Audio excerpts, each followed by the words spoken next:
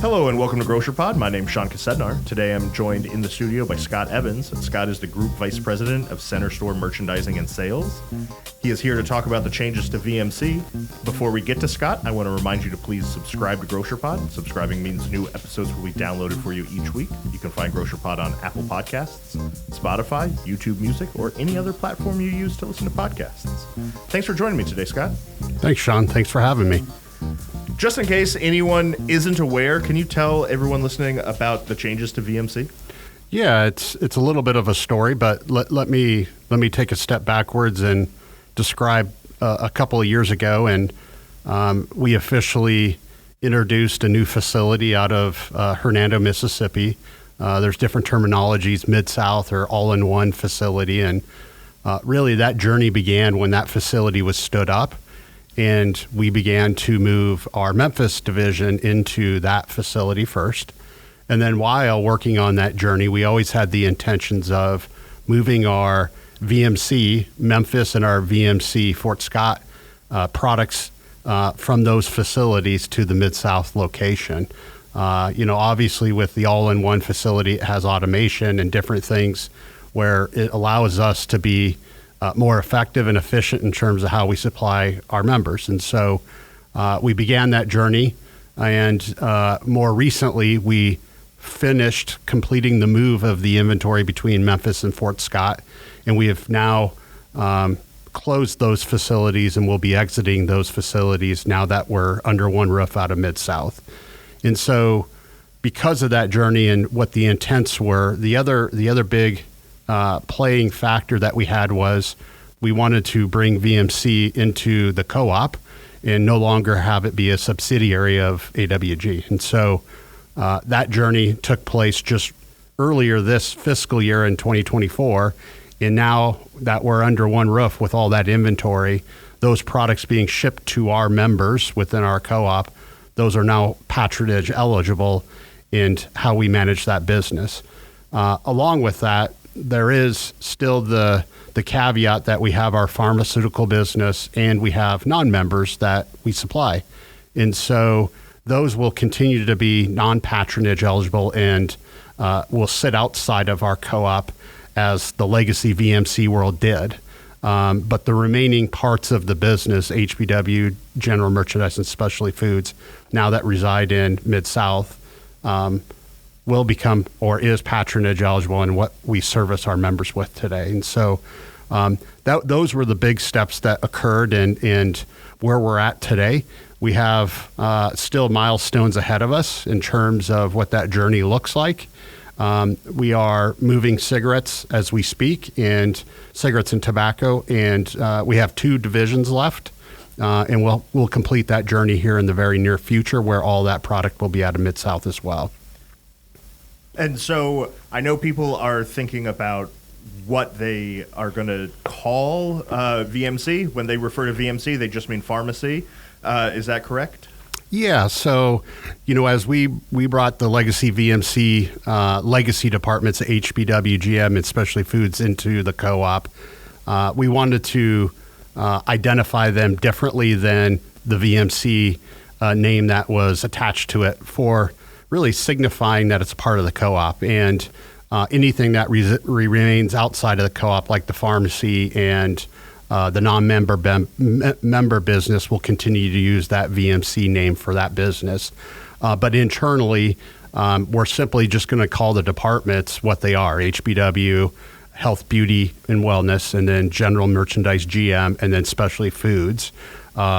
No different than grocery, dairy, frozen, produce, meat, et cetera. And so you'll hear terminologies like HGS as acronym for HBW and GM and Specialty Foods. But essentially that was something that we wanted to do to really identify that it's now a part of the co-op and how we're going to march ahead with really blending those teams all together from a merchandising and sales perspective.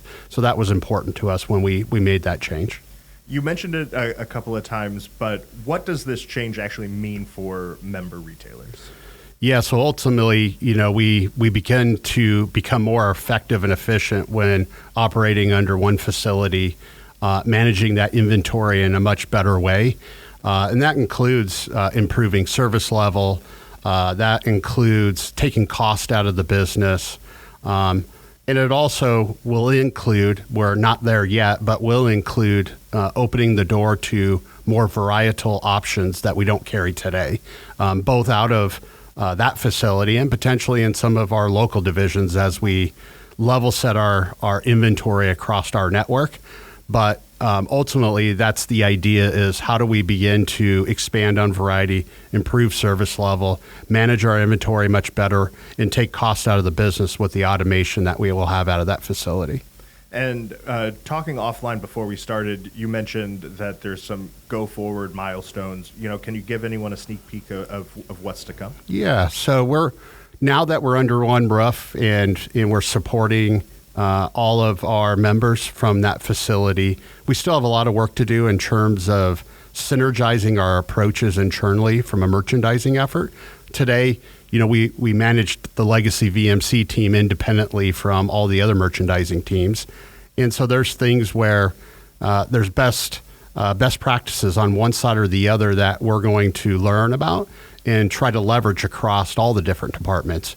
While doing that, we'll streamline and introduce things that we were doing within the co-op that maybe we weren't with the legacy VMC team. And so really refining the merchandising teams and making sure that we're aligned in the most effective way possible, not just for our members, but also our vendor community and how we interact with them. While we're negotiating or building out programs, it's really important, as there's a lot of moving parts and we get real busy, and we want to make sure that at the end of the day, the output to our members is most effective. And so those are some things that we're going to be working on. We're going to continue with our food shows. We do 2 a year. They're seasonally relevant, specific to specialty foods and GM and HBW to a certain level. But we find that those are super, super important. The interactions that we have with our members, our vendor partners, the ability to showcase innovation, to deliver programs that our members are needing and wanting, those platforms are really important. So we're going to really step up the game with those shows now that we're under one roof. We may even interact a little bit with our grocery departments depending on vendors, products, and brands. But we'll have best-in-class shows to really represent what we believe the members are needing and wanting, and so they can go in there and be able to take away, a handful of different things to help them compete every day in the marketplace. The other thing is from a sales perspective, just in general, these departments are really important to us, and so it was a little bit scary at first saying that we were going to bring VMC into the co-op. And we wanted to make sure as we did that and as we continue to work on that we underscore the importance of HBW, GM, and specialty foods and how important that is to AWG and our members. And so although maybe smaller in scale and in sales and such, the varietal and some of those programs are what can help our members differentiate themselves in their stores. And so we're really going to put a lot of effort against these departments moving forward and continue to make sure that, they have the right attention that they need to support our members day in and out. Absolutely. I mean, I just run a podcast. I don't really have any background in the grocery industry outside of working at AWG. And when I go to what used to be the VMC show, or when I was at the show a few weeks ago, just walking around seeing the variety of items that were there is astounding. And I know that regardless of what type of grocery store, a retailer may be running, there's items there that, like you said, can really differentiate themselves with the store down the street. And so I can see why this group of products is so important to AWG and to our retailers. That's right. And there's innovation that's coming out daily. And, these types of shows and our interactions with the vendors gives us that opportunity to identify those items and then showcase them for our members, right? And then help them provide ways of what they can do in store from a merchandising perspective and connect the dots back so that, they can start to highlight those items in a way where customers get that, hey, we're carrying these items in these stores, and maybe the Dollar Generals or the Walmarts down the world are not. And I think those are really important ideas to be able to compete against, the bigger retailers that exist out there, and the value approach that they take, and how that, we need other plays, if you will, to help compete against that. And so this is one that's really important that can really help the retailers. Absolutely. And I know that stores, especially in like a rural community where they may be going up against a Dollar General or a Walmart, if they can function more as a general store like those, but still offer the real best in class food products that you can't get at a Dollar General, now customers are going to be coming there a lot more frequently. Yeah, and it just speaks to the co-op, right? Us be able to leverage our entire co-op to deliver the best cost of goods and promotion opportunities from a more traditional mainstream item perspective, but us being large enough where we can take HBW, GM, especially foods, and leverage that variety for our retailers. It really becomes a win-win for our members and how they can compete. So again, reiterating the importance of what we feel like HBW, GM, especially foods brings to the table. We're going to continue to drive that play for our members and help educate them along the way. But again, bringing that innovation to the table, the variety that we're going to be able to offer them, take cost out of the network by having it all under one facility now with automation supported. There's a lot of positive things that we're building towards and have delivered upon so far, but we'll continue to build upon as we continue to drive this play forward. Well, Scott, thank you for joining me today. And when there's new things happening in this world, I'm sure we'll have you on again. I appreciate you having me, and thanks for the time today, Sean. And thank you all for listening.